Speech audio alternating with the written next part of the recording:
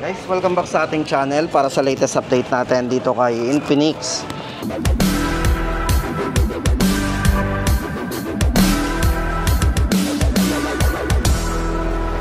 Guys, ngayong August, ito na yung pinaka-latest update natin. Dito po sa mga naghahanap po ng mga budget lang, napakarami natin pwedeng pagpilian dito kay Infinix, guys. From gaming phone, yan, ng mga budget gaming phone, at yung kanilang mga budget phone din. Pagdating po sa mga budget phone, guys, dito kay Infinix, ang kanila pong Smart 10 na may tatlong variants. Ito po yung pwede nating ma-avail na murang-mura lang, guys. Kasi ito may tatlong variants, 64GB, 128, at ang isa po nito ay 256GB. So ayan, guys, ang tatlo nating pwede nating pagpilian sa mga naghahanap po ng budget lang. Guys, unang-una dito ang kanilang 64GB. Ito ay naka 3+3 ang RAM. Ang internal storage mo nito ay 64GB na. So para po sa presyo, guys, nito, ito ay 3,299. Ito po yung may variant na 64GB. Yan, 3,299. Pagdating naman po sa kanya mga specs, guys, itong si Smart 10, ito po ay pare-parehas ng specs. Bali, iba lang po dito yung kanilang internal storage. Bali, ito ay merong 120Hz na smooth display. At maliwanag na rin po ang display nito. Meron siyang 700 nits sunlight readable display. Pagdating sa volume, meron siyang 300% volume. At meron na rin 48-month TUV fluency. Pagdating po sa processor, ang Smart 10 po ay naka Unisoc T7 250 powerful processor ang ginamit po dito. Syempre, guys, maganda dito, naka dust and water resistance na rin po yan. IP64.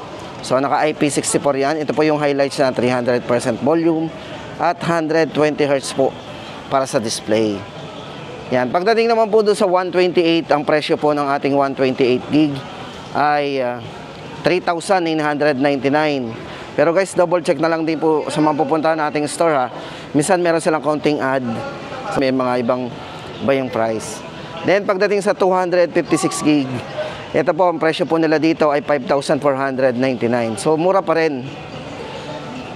Ito, guys, pagdating sa 256GB, ang price po nito ay 4,599. Then, guys, ito, lipat tayo sa mga bago po ni Infinix.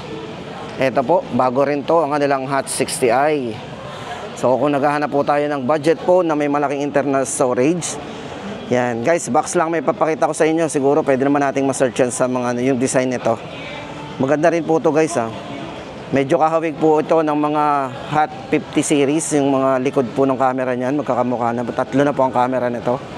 Ito, guys, maganda dito sa kanilang Hot 60i. Yung malaking internal storage, parehas po silang naka 16GB 256. Ang isa po nito ay naka 8GB RAM 256GB. Isa pa po sa highlight ng Hot 60i is naka 45 watts. Mabilis na po mag-charge yan. Meron siyang 5,160 mAh battery na din. Medyo tumaas din po ang battery nito, ha. At meron ding 5-year durable battery. So yan, guys, pagdating naman po sa mga ibang specification nito, processor po na ginamit dito is naka Helio G81 Ultimate. Merong 48-month of fluency protection. At ang frame po nito, guys, medyo manipis, naka 7.7mm slim frame design. Tapos, guys, maganda sa kanya, meron siyang tinatawag na Gyro Pro navigation. O, di ba? Yung tinatawag na lane level accuracy. Yan. Pagdating po sa presyo, yan, tama-tama sa inyo sa mga naghahanap ng malaking internal storage. 8GB RAM, 256 po nito ay 5,499. At ang kanila pong Hot 60i na 16GB RAM 256 ay 6,199. So, napakamura. Tapos, hindi lang yan, guys. Siyempre, punta naman tayo sa kanilang Note series. Ito, guys, kasi Note series ni Infinix dito ngayon, naka-markdown. Meron po tayong naka-on sale na Note 50 series. Guys, ang kanilang Note 50 Pro, yan. Ang Note 50 Pro nito na dalawang variants. Yan, para po sa dalawang variants nito, guys. Ito po yung unang-unang naka-metal frame, guys. Ito po yung isa sa pinagmamalaki ng Note 50 series ni Infinix. Kasi kung mapapansin nyo, siya yung unang mid-range phone na mayroong metal frame, 144 refresh rate, at naka-wireless charging na mostly nakikita natin sa mga high-end phones na mga nagpe-presyuhan ng 40,000. Pero dito kay Infinix, naka metal frame, premium design, 144 refresh rate, wireless charging. Inuulit po natin. Sulit na po kayo dito. Ito, meron silang presyo dito na para sa Note 50 guys, ito yung kanilang Note 50 na dating 9,900 9,000 o 8,999, ngayon po ay 8,699. Then ang Pro naman, may dalawang variants ang kanila pong Note 50 Pro. Ang variants po ng kanilang Note 50 Pro, ito po ay 4G guys ha. Ito ay merong 16GB 256 at ang isa po nito ay 24GB RAM 256GB. Ito, nakasale na po yung kanyang yung 24GB RAM 256 from 11,999, ngayon po ay 10,999.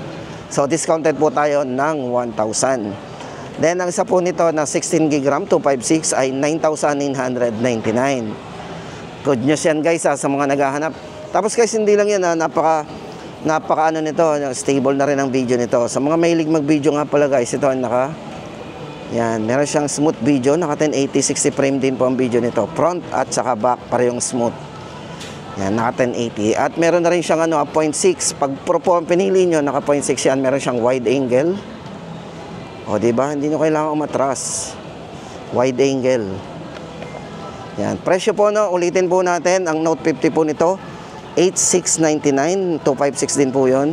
Then ang Pro naman niya, 16,256, 9,999 at yung 24GB RAM 256 ay 10,999 na lang. So bumaba po talaga.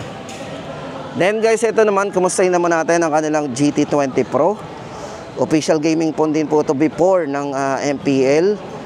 Ayan, guys, ang good news dito sa kanilang GT20 Pro ay na po ito, naka-sale na. From 15,999 ngayon po ay 14,999. So kung bet pa rin po natin ang design ng GT20 Pro, available po, naka-sale. Ayan, syempre bigyan ko kayo ng konting highlights dito. Pagdating sa processor, ito ay ito guys, pagdating sa processor, ito ay naka Dimensity 8200 Ultimate. Naka 4 nanometer po ang processor nito. Ayan. Tapos syempre guys, ito ay maganda sa kanya, napakabilis na rin po ng screen nito. Ito ay naka-bezel-less 144Hz na AMOLED display na rin. So napakabibid na rin ang display nito. Syempre pagdating sa sound by JBL.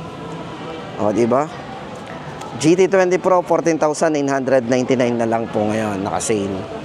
Tapos guys, sa mga nagtatanong nga pala ng 045G, ito guys available pa rin. Medyo ito kasi malimit kakaubusan din ito eh. Ito po yung naka-curve. So kung mahilig po tayong mag-vlog gamit ang front camera, tama-tama sa inyo ang camera nito. Kasi ito po yung meron tinatawag na front and rear. Naka 4K resolution at vlogging camera po niya. Ito po yung merong Pro Stable capabilities. So ito yung naka-edge ang design. Naka JBL na rin ang sounds. Ito guys, pagdating sa camera, ito yung main camera po ng ating 045G. 5G na po yan guys ha. Naka 108 megapixel with optical image stabilization. Pagdating sa charging, naka 45 watts supercharged. At ang processor po na ginamit dito, same po ng sa GT20 Pro, naka Dimensity 8200 ang ginamit yan. Para po sa presyo ng kanilang 24GB RAM 256, 16,999, 045G. Tapos guys, hindi lang yan, ito naman yung Note 50 Pro Plus 5G. Ito, ayan. Siyempre kung sa Note 50 series, ito po yung 5G edition. O ano ba lamang guys nung bukod doon sa 5G nito, doon sa ibang Note 50. Ito pong si Note 50 Pro Plus 5G guys, 5G. Tapos meron siyang 100 watts po pagdating sa charging. Meron po siyang 100 times zoom pagdating sa kanyang main camera. So meron po siyang periscope 100. Tsaka guys, ginamitan to ng Sony. Yan, Sony camera at naka 100 times zoom po yan. So pagdating sa charging, inuulit mo natin, naka 100 watts ang cable at 50 watts naman po yung kanyang wireless. Ang processor na ginamit guys dito is naka MediaTek Dimensity 8350 Ultimate 5.5G. Yan, blazing fast 4 nanometer chipset ang ginamit dito. Yan, presyo po ng kanilang 24GB RAM 256GB ay 17,999. Tapos guys, ito, punta naman tayo sa kanilang GT30 Pro. Guys, ito sa mga naghahanap ng gaming phone, syempre guys, official gaming phone ngayon ng MPL. Tapos ito, may experience po natin dito yung kanyang win streak mode on, guys. Yan, yun yung pinakaano niya eh. Kasi ito po guys ay merong all day 120 FPS system. So meron po siyang smooth. Kasi guys, ang ginamit na processor dito is naka MediaTek Dimensity A350 Ultimate Gaming chipset. Ang kanya pong refresh rate sa screen is naka 144Hz na rin. So napaka-smooth. Lagay po natin sa 144 ito. Siyempre pagdating sa game, 120 kayang-kaya po nito. Naka-ultra po. Yan, naka-high. Kayang-kaya. Then meron po siyang gaming trigger. So yung GT trigger po natin, yan. Meron po siyang pindutan dyan sa gilid. Dalawa po yan. Para sa ating gaming trigger, yan po. Meron po siyang pindutan sa dalawa po yan. So yung pinaka GT trigger po niya. Yan. Guys, ito po yung naka all day 120 FPS system, MediaTek Dimensity A350, 144 AMOLED display, GT trigger. At ito guys, merong 5,500 mAh battery na. Marami pong variants ito guys. Pagdating po doon sa kulay na white at saka yung kulay na gray, ang variant po nun ay meron po siyang 16256, 13,999. At ang 512 po nito ay 24512 ay 15,999. At ang kanila pong Gaming Master Edition na kulay black, ang 256 po ng Gaming Master Edition na kulay black, 256 ay 14,999. At 16,999 naman ang Gaming Master Edition na 512GB. So yan guys, ano ba? Papauli pa ba tayo dito? Hindi din pa pang game lang to guys ha. Kung more on camera at video din kayo, meron po siyang wide angle at smooth video. Naka 4K resolution po yan. Yan. GT30 Pro. Napakalupit. Napakabenta po nito guys ngayon. Tuloy-tuloy pa rin. Yung nga lang guys, swertehan tayo. Sana laging may kasamang gaming kit. Kasi yung iba po, wala nang kasama eh. Kaya swertehan tayo. Sana makuha nyong mabili yung mga gaming ano na rin. Yung Gaming Master Edition. Kasi inside the box may kasama talagang mag-charge cooler yon. Tapos guys, ito yung bagong release ni Infinix oh. Ang kanilang Hot 60 Pro Plus. So ito po yung tinatawag nila na slim as a coin. So halos kasing nipis ng barya o ng coins. So ito yung camera po niya ngayon guys oh. Mas lumiit yung kanyang design sa camera. Tatlong maninipis. Tapos manipis po, naka-edge. Ito guys, ito po yung Hot 60 Pro Plus. Ito po yung may nipis na 5.95. World's slimmest phone. Naka 3D curve. Yan, naka 3D curve po yan. Then maganda po sa kanya, nadagdag po dito guys, naka 1.5K ang resolution ng screen at naka 144 refresh rate po yan. AMOLED display na rin. Meron na rin po itong 5 years of performance TUV fluency protection. At sa main camera guys, naka 50 megapixel po yan at Sony camera po ang ginamit dito. Yan. Para po sa kanyang variant, itong hawak po nating variant ay 16GB RAM, 256GB. Ang price po nito ay 8,999. Ito guys, ang bago na Infinix, ang ganda talaga nito. Ang nipis. Diba? O yan guys, ang para sa ating latest update ngayong August 2025. Tapos hindi lang yan guys, sa mga nagtatanong nga pala ng tablet ni Infinix, may bagong labas po si Infinix na Xpad 20. So tingnan po natin. Ito nga pala guys yung kanilang yung bagong tablet po ni Infinix. Kung naghahanap po tayo ng maganda guys dito, inside the box may kasama na po itong case. Ang ganda ng case po nito guys, original case po nito. Tapos meron po siyang 128, 6,499. Ang 256 po niya, 7,499. At ang maganda guys dito, nalalagyan po yan ng SIM. Pwede po siyang pang call and text. Siyempre, pang data connection, di na tayo magwo-worrying connect sa Wi-Fi kasi meron siyang sariling SIM na. Yan guys, ang tablet po ni Infinix, Xpad 20.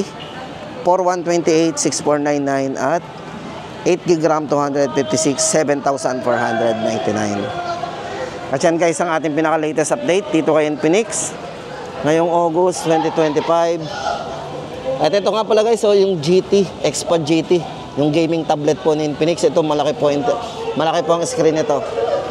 13 inches ang screen nito, tapos 2.8K resolution ng screen at naka 144 Hz na rin ang refresh rate. At ito, pagdating sa processor, ginamitan po yan ng Snapdragon 888. Tapos guys, kung meron tayong mga quad speakers, ang GT XPad po ay merong 8 speakers with 3D sound system. Presyo po nito ay 17,999.